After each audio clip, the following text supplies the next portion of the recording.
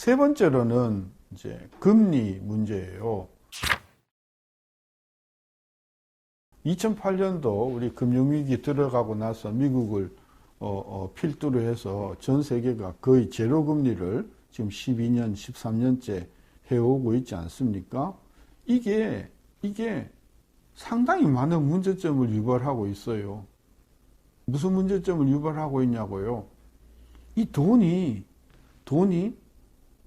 실물 경제로 가야 되는데 이 돈이 실물 쪽으로 안 가는 거예요.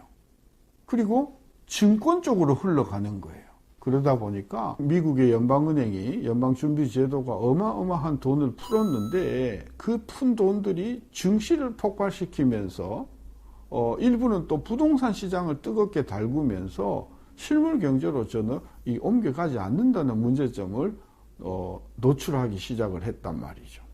그래서 그 사실을 제일 먼저 지적하고 파악한 사람들이 누구냐 하면은 제넷 옐런이라는 사람이에요. 이 제넷 옐런이 연준 의장으로 있으면서 야, 이거 이렇게 했다가는 앞으로 세계 경제가 흔들릴 수 있겠구나 싶어서 이걸 좀 바로잡겠다 해서 나온 게 뭔가요?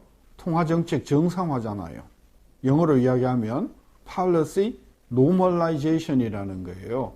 그래서 normalization의 그 스케줄을 공표를 하고 그래서 그것에 입각해서 기준금리를 2015년, 2016년 그리고 2017년도에 본격적으로 제넷 옐런이 금리를 올리기 시작했거든요. 2015년에 한 번 올리고 2016년에 한 번 올리고 2017년에 3번 올렸단 말이죠.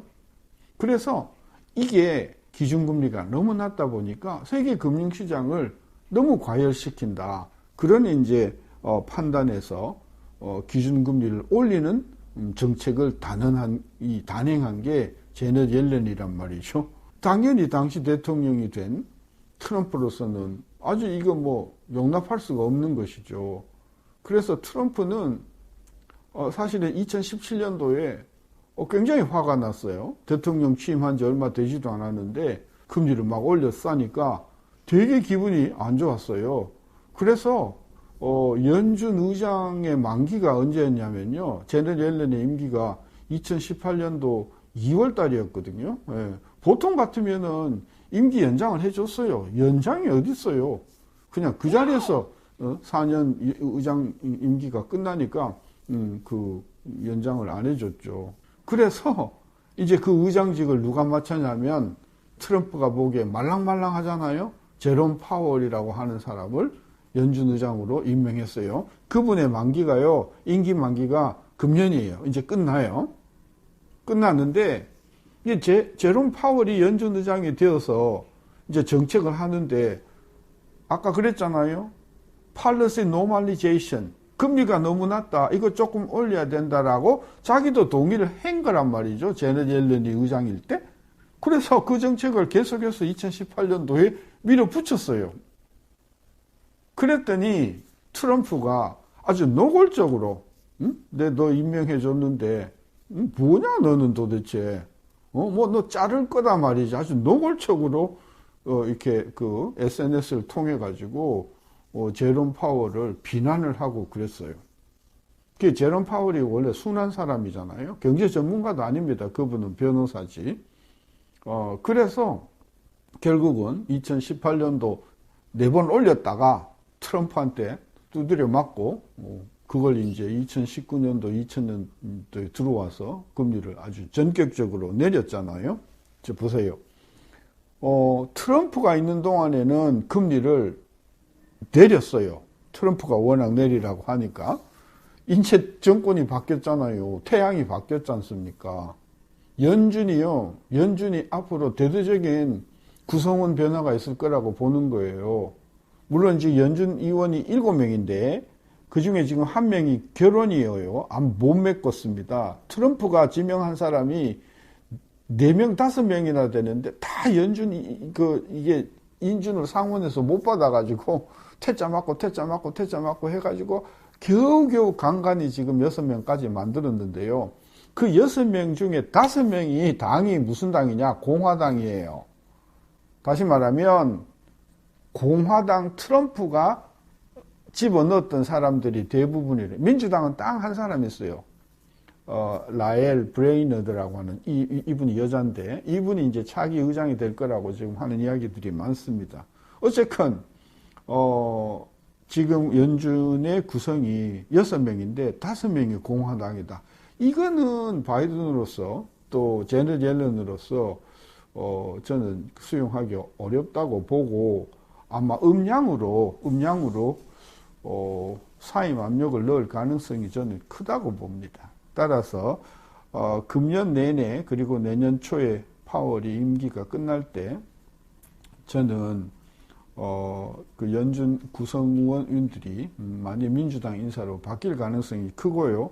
민주당 인사들은 기본적으로 저금리를 선호하는 성향이기는 하나 그분들이 또 뭐를 싫어하냐? 저금리를 통해 가지고 누가 재미를 보냐는 거예요. 예? 월스트리트만 재미를 본다는 것이죠. 따라서 민주당 중심의 그리고 제넷 옐런이 재무부 장관이 되었을 때의 기본적인 연준의 정책은 기본적으로 통화를 긴축으로 가진 않았겠지만 월스트리트로 자금이 흘러가지 않고 제조업 중심의 메인스트리트로 자금이 흘러가도록 하는 데 역점을 둘 거라는 것이죠. 그러니까 앞으로는 통화를 공급을 하더라도 이 돈이 어디로 가는 거야? 이게 증권회사로 가는 거야? 그거는 곤란해. 이게 제조업체로 가는 거야? 그건 좋아. 이런 식으로 금융 완화 정책을 방향을 선회하면서 금융가 월스트리트의 자금은 상당히 쪼들리는 상황으로 갈 가능성이 크다고 보는 것이죠. 따라서 기준금리를 올리지 않더라도 증권가에서는 자금이 굉장히 쪼들리면서 시장금리가 올라가는 그런 상황이 올 거란 말이죠. 이렇게 되어서 처음에는 장기금리가 올라갑니다. 장기 시장금리가 올라가고 그 다음에는 단기 시장금리가 올라가고 단기 시장금리가 올라가면 미국 연준으로서도 그죠? 연준으로서도 기준금리를 올리지 않을 수 없는 상황이 오게 된다는 것이죠. 왜 그러냐 하면 시장금리는 올라가는데 연준이 단기금리를 안 올리게 되면 엄청난 이익의 기회가 생기게 돼요. 연준에서 돈을 끌어다가 시장에 풀면 그 자리에서 이 몇 BP 정도의 이자가 이 수익이 나는 이런 구조가 되기 때문에 이건 엄청난 특혜가 되거든요. 특히 연방은행과 그 자금 거래를 할 수 있는 적격 그 금융기관들은 굉장히 큰 이게 혜택이 되기 때문에 연준으로서도 기준금리를 올리지 않을 수 없는 상황이 올 거라는 것이죠. 거기다가 하나 덧붙이면 지금 원자재 가격이 어떻습니까? 원자재 가격이요. 지난 몇 달 사이에 굉장히 오르고 있습니다. 굴이라든지 아연이라든지 또는 뭐 대두박이라든지 또는 뭐 밀이라든지 전반적으로 향후 인플레를 우려하는 그런 차원에서 또 이 유동성이 과잉하다 보니까 주식시장은 불안하고 그동안 많이 빠졌다고 생각되었던 상품시장으로 몰리면서 금년에는 물가 상승이 중요한 이슈가 되면서 시장금리도 올라가고 그 다음에 물가 상승도 우려가 되면서 연준의 입장에서는 기준금리를 조금 올려야 하는 이런 상황으로 정책이 선회할 가능성이 굉장히 크다. 그 총대를 누가 맬 거냐? 폴리시 노멀라이제이션을 주도했던 제넷 옐런이 주도할 거다. 그렇게 놓고 보면 이제 저금리 시대는 이제 거의 종을 치고 서서히 고금리 시대로 이렇게 돌아가는 이런 국면이 오지 않겠습니까? 그렇게 되면은 우리나라에 들어와 있던 외국인 자금들이 어떻게 되겠습니까? 투자 자금들이 그죠?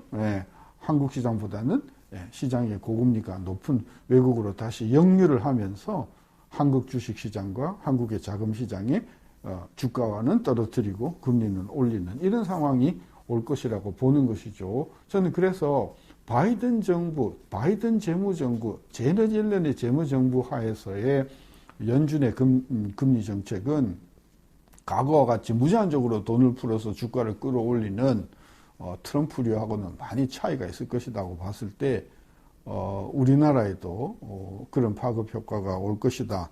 이렇게 보는 것이죠. 정리하면요. 첫째, 대한민국의 작년 이후에 주가를 주도한 세력은 개미 투자가다. 개미는 여러 가지로 내부적으로 문제들이 많다는 것이죠. 버틸 수가 없다. 두 번째로 회전율이 너무 높다. 지난 40년을 놓고 보면 이렇게 회전율이 높았던 적이 거의 없다. 굉장히 불안한 징조다. 그 다음에 세 번째로는 그동안 전 세계 금융시장을 이렇게 안정시키는 주역을 했던 저금리 시대가 이번에 트럼프 정부가 끝나면서 바이든 정부가 들어오면서 연준의 구성원이라든지 연준의 기존 정책이 방향을 틀면서 그 제조업 쪽으로 자금을 풀면서 금융 쪽에서는 자금이 쪼들리는, 그래서 장기적인 주식시장의 불황, 뭐 불황이라고까지는 못하겠지만 주식시장이 장기적으로 침체하는 그런 국면으로 갈 가능성이 크다. 그런 관점에서 보면 지금 3천 너무 과도한 수준 아니겠어요? 저는 그래서 적정한 시점에 우리 개인 투자가들께서는 주식을 정리하고 유동성을 확보하는 것이 굉장히 유리한 전략이라고 보는 것이죠. 이상입니다. 새해 복 많이 받으십시오.